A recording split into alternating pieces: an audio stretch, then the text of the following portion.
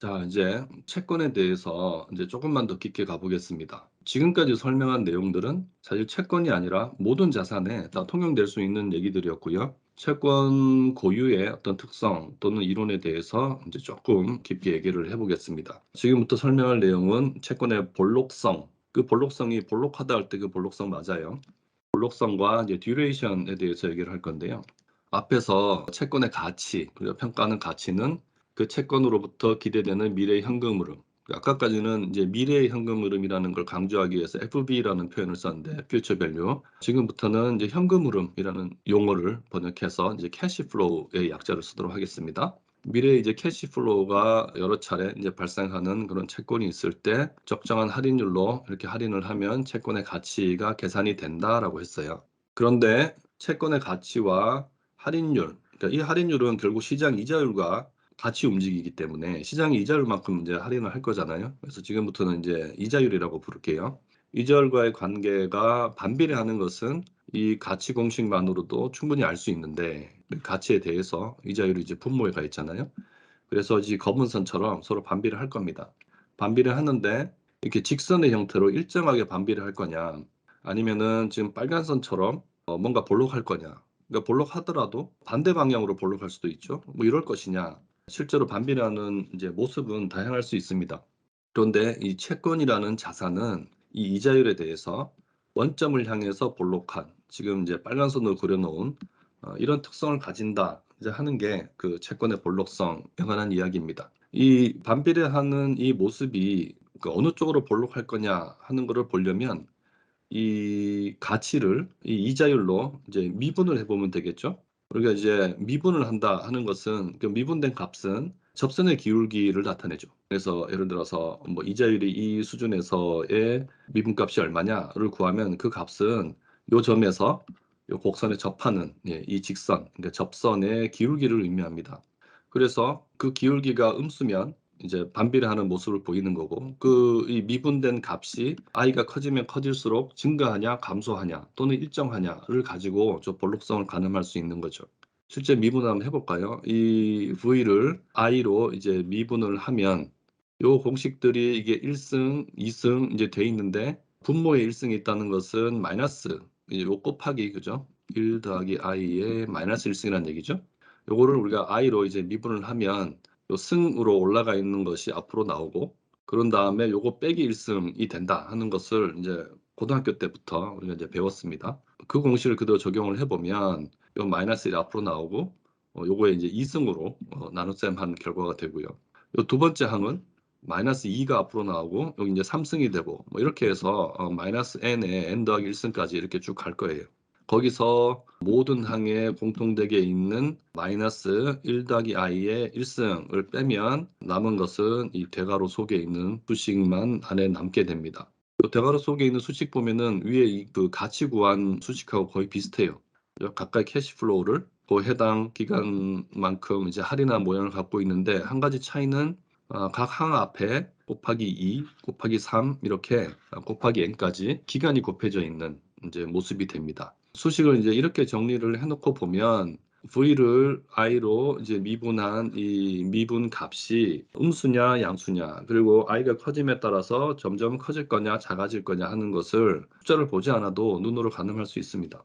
근데 이게 이쪽으로 볼록한 게 뭐 그렇게 대단한 일이냐라고 생각할 수 있는데, 이제 두 가지 의미가 있습니다. 하나는 이자율 변동의 방향, 두 번째는 채권마다 볼록성의 여러 가지 우리가 해석을 이제 여기서부터 이끌어낼 수 있지만, 제일 큰 건 이 두 가지예요. 예를 들어 지금 시장 이자율이 이제 이 정도 수준이다. 그때 채권의 가치가 이 정도로 형성이 돼 있다. 근데 이자율이 낮아질 것 같다, 높아질 것 같다 하는 예상을 우리가 하잖아요. 그럴 때 이자율이 낮아질 것 같으면 할인율도 낮아질 것이고 당연히 채권의 가치가 올라가겠죠. 근데 얼마나 올라가냐면 직선의 형태인 때에 비해서 훨씬 가파르게 채권의 가치가 올라갑니다. 이렇게 휘어져서 올라가잖아요. 이자율이 높아질 것 같다, 반대로. 그러면 할인율도 높아지고 채권의 가치가 떨어질 것 같아요. 떨어질 것 같을 때 그럼 얼마나 떨어질 거냐 하는 걸 우리가 이제 측정하려고 보면 직선만큼 떨어지는 게 아니고 그거보다는 좀 덜 떨어지죠. 그거를 우리가 인제 요 선에다가 직선을 하나 그어 놓고 비교하면 훨씬 편하죠. 일정하게 가치가 오르는 모양이면 한 요 정도 오를 텐데 실제로는 이렇게 휘어져 가지고 더 가파르게 올라가고, 채권 가치가 떨어질 때 일정하게 떨어지는 게 아니라 이자율만큼 이렇게 그보다는 인제 휘어져서 더 완만하게 떨어지는 이런 현상이 있습니다. 그래서 이자율이 변화할 때 채권의 가치가 얼마나 상승하고 또 하락할 거냐 하는 걸 계산할 때 요 볼록성을 알아야 정확하게 계산할 수 있죠. 근데 그런 면에서 이 볼록성은 중요하고, 두 번째는 이 볼록성이 모든 채권이 동일하지 않은 거예요. 그러니까 어떤 채권은 더 가파르게 이렇게 변화하는 채권도 있고, 어떤 거는 직선에 가깝게 아주 완만한 채권도 있고, 그 채권의 조건에 따라서 볼록성이 다릅니다.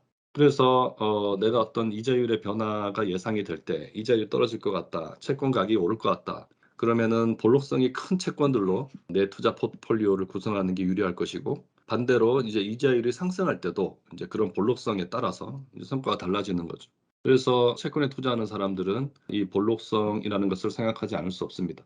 근데 인제 부동산 투자를 하거나 부동산 금융을 하는 사람들 입장에서도 실제로 금융이 이루어지는 형태가 채권의 형태를 가지는 경우가 많고, 그다음에 내가 이제 누군가에게 대출을 해 주고 대출 채권을 가지고 있는 경우에도 볼록성의 특징은 대출을 사고 판다면 존재할 수 있습니다. 그래서 이 개념을 여러분들이 이해하고 계시는 게 좋습니다.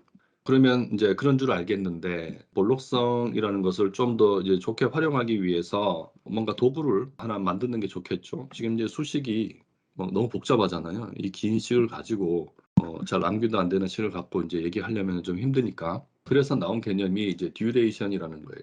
듀레이션은 우리말로 가중평균 잔존 만기입니다. 아까 앞에서 잔존 만기를 설명했죠. 어떤 인제 채권이 있을 때 인제 최초 발행될 때는 그게 몇 년이었던 간에 내가 이 시점에 채권을 취득했으면 인제 앞으로 남은 인제 잔존 만기가 얼마나 남았나 하는 건데, 그냥 그것을 남은 연수로만 세면 각각의 기마다 현금 흐름이 얼마나 발생하는지와 관계없이 그냥 잔존 만기가 세지죠. 근데 그게 아니고 1년 뒤, 2년 뒤, 3년 뒤 이렇게 매 기마다 돈이 얼마씩 들어오는지, 투자자 입장에서 그 현금 흐름의 비중으로 이 만기를 이제 가중 평균하는 거죠. 그래서 많은 돈이 1년 차에 이제 많이 몰려 있으면 가중 평균 잔존 만기가 짧아지고, 향후 현금 흐름이 대부분 저 뒤에 몰려 있으면 가중 평균 잔존 만기가 인제 실제 최종 잔존 만기만큼 길어지고 계산을 하는 그런 개념이 듀레이션입니다. 말로 하니까 좀 복잡하죠? 정리해 보면 원리금이 지급되는 각 기간을 원리금의 현재 가치로 가중 평균한 값이라고 돼 있는데, 이게 이제 말이 좀 복잡합니다. 근데 수식으로 보면 훨씬 편해요. 우리가 어떤 채권이 남은 잔존 만기가 얼마냐 했을 때 이게 "N 기만큼 남아 있다."라고 얘기하면 그것은 현금 흐름과 전혀 관계없는 그냥 잔존 만기의 개념이죠. 근데 그거를 그냥 N년이라고 부르지 않고 1년 차에는 돈이 얼마나 들어오고 2년 차에는 얼마나 들어오고 그리고 결국 N년 차에는 얼마나 들어오는지, 그 각 기간의 현금 흐름을 곱해서 현금 흐름이 큰 그 연도에 가중치를 더 많이 주는 거예요. 근데 이 현금 흐름을 미래 그 시점의 현금 흐름이 아니고 이제 현재 가치와 한 현금 흐름 으로 가중치를 주는 거죠. 그래서 요 현금 흐름의 현재 가치 곱해 놓은 이 항을 연도로 표시하는 이 숫자에다가 가중치를 주는 거다라고 생각하면 돼요. 그 모든 현금 흐름의 현재 가치를 다 가중치로 곱해 준 다음에 마지막에 그 가치로 나눠 주면 네 그게 가중평균 잔존 만기가 되는 겁니다. 이렇게 계산한 듀레이션의 공식을 가만히 보면요. 당연히 이 듀레이션의 크기는 잔존 만기가 길수록, 이 잔존 만기가 n이 3 년인 거에 비해서 이게 10 년으로 크면 클수록 듀레이션도 커지겠죠. 그러니까 원래 정해져 있는 잔존 만기가 길수록 듀레이션 커지고, 그다음에 CF1 부터 CFN-1까지는 이자만 들어오잖아요. 그리고 원금이 맨 마지막에 들어오는데 원금 대비 이 이자의 비중이 크면 클수록 짧아집니다. 이쪽으로 가겠죠. 이자는 거의 들어오지 않고 마지막에 원금이 현금 흐름의 대부분을 차지하면 길어집니다, 듀레이션이. 그러니까 표면 이자율이 낮을수록 듀레이션이 길어집니다. 그리고 이자 지급 횟수도 1 년에 한 번만 주는 것보다 자주 주면 듀레이션이 인제 짧아집니다, 현금 흐름이 이쪽으로 몰리니까. 근데 그게 아니고 이자 지급 횟수가 뭐 1년에 한 번, 3년에 한 번, 아니면은 안 주다가 만기에 한 번 오로지 이제 1회만 이자를 주는 그런 채권이 있다면 듀레이션이 길어지겠죠. 그래서 이 듀레이션이라는 것이 여러분이 보고 있는 이 공식처럼 가중평균 잔존 만기의 개념으로 계산을 하는 건데, 이렇게 계산을 해 놓고 보면 얘 크기가 잔존 만기가 길면 듀레이션 커지고 표면 이자율이 낮으면 듀레이션 커지고, 그러니까 거꾸로 표면 이자율이 높으면 듀레이션 낮아진다는 얘기죠. 이자 지급 횟수가 적을수록 듀레이션이 증가합니다. 이자 지급을 중간에 많이 하면 많이 할수록 듀레이션이 짧아진다는 얘기죠. 그런 성질을 가집니다. 근데 이게 앞에서 얘기했던 볼록성하고 무슨 관계가 있냐? 유심히 본 사람은 이제 느꼈겠지만 공식이 비슷합니다. 아까 앞에서 볼록성을 이야기할 때 채권의 가치를 이자율로 미분했죠? 한 공식이 이제 이거잖아요. 근데 아까 듀레이션 공식 보면은 요거 대괄호 안에 들어있는 게 듀레이션 공식에 있던 거죠. 여기다가 곱하기 v분의 1 한 게 듀레이션이었어요. 그러면은 요 공식을 이제 다시 써보면 듀레이션이 요거 곱하기 이거니까 대괄호 안에 있는 공식은 dv가 되죠. 듀레이션 곱하기 밸류. 그거를 1 더하기 i로 나누게 됩니다. 그러니까 듀레이션이라는 것이 아까 요 미분한 공식의 이제 일부를 형성하는 거죠. 그리고 여기서 v를 왼쪽으로 넘기고 di를 오른쪽으로 넘기는 이제 가공을 한번 한 다음에 양쪽을 다시 이제 요 모양으로 이제 가공을 해주면 그게 마이너스 듀레이션 곱하기 1 더하기 i분의 i라는 이제 공식이 됩니다. 뭐 이 공식을 뭐 애써 외우거나 뭐 해볼 필요는 없습니다. 그 손으로 한번 해보기만 하면 되는데, 중요한 거는 우리가 어디까지 가려고 하는 거냐면 요까지, 요 공식을 보려고 하는 거예요. 요 공식은 부동산 경제론 시간에 배우는 그 탄력성 개념하고 되게 닮았습니다. i분의 di, i의 수준으로 i의 변화량을 나누고, 이게 변화율이죠.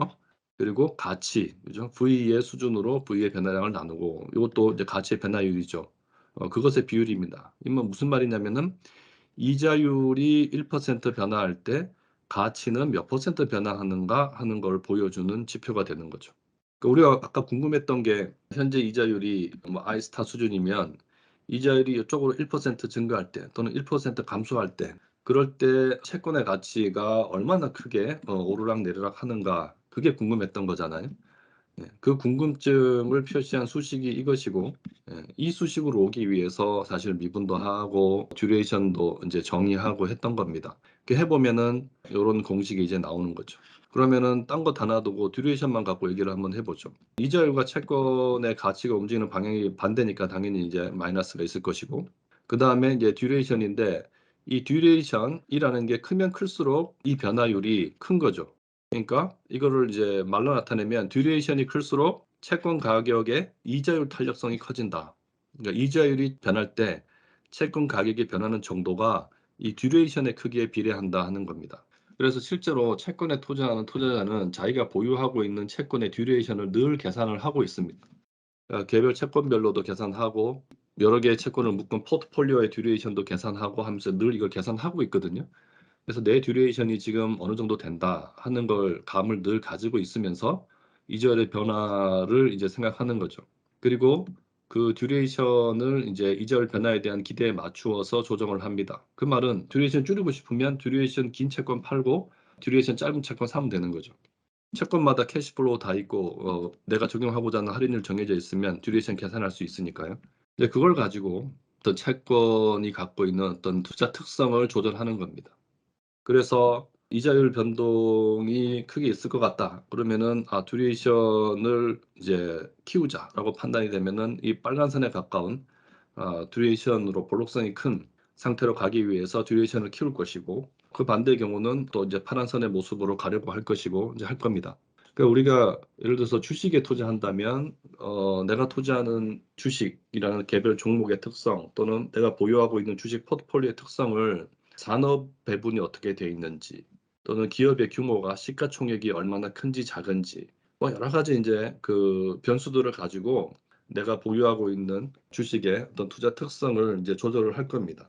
부동산에 투자하는 경우도 마찬가지죠. 부동산의 섹터를 이제 오피스를 많이 가져갈 거냐, 물류센터를 투자할 거냐, 뭐 이런 걸 가지고 이제 투자 특성을 조절하고 국내 부동산, 해외 부동산, 지역이라든지 규모라든지 뭐 여러 가지 특성으로 내가 보유하고 있는 포트폴리오의 투자 특성을 이제 조절을 합니다.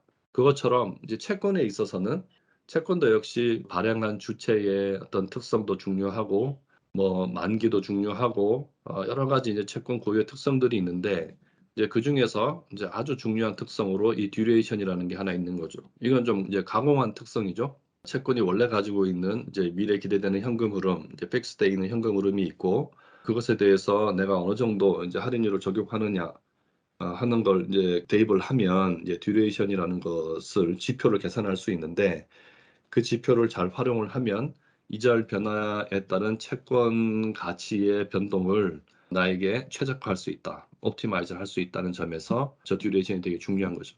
그래서 우리가 어떤 대출이나 채권에 대해서 공부할 때 대출 채권 또는 증권으로서의 채권의 가치가 어떻게 결정이 되고 실제 시장에서 이제 이루어지는 거래의 이제 가격과의 관계가 어떻게 되는지 이런 걸 이해하는 것도 중요하지만 거기서부터 이제 한 걸음 더 나가서 요 듀레이션까지의 개념을 이해하는 게 중요합니다. 그러니까 아까도 얘기했듯이 특히 부동산은 부동산 관련된 어떤 증권, 채권의 형태로 이제 금융이 이루어지는 경우도 많고 대출의 경우도 역시 듀레이션을 가지기 때문에 요 개념을 잘 숙지하시기 바랍니다.